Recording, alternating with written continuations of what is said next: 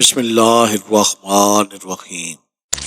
درس حدیث مسند امام زید، حدیث نمبر 4۔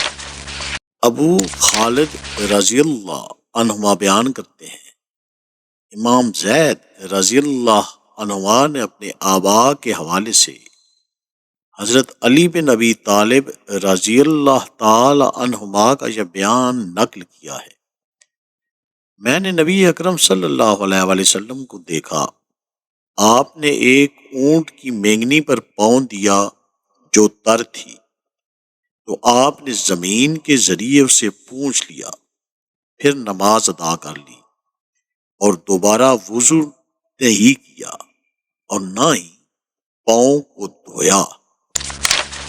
اللہ تعالیٰ ہمیں احادیث سے مبارکہ پر عمل کرنے اور اس پیغام کو ہر انسان تک پہنچانے کا ذریعہ بنائے، آمین۔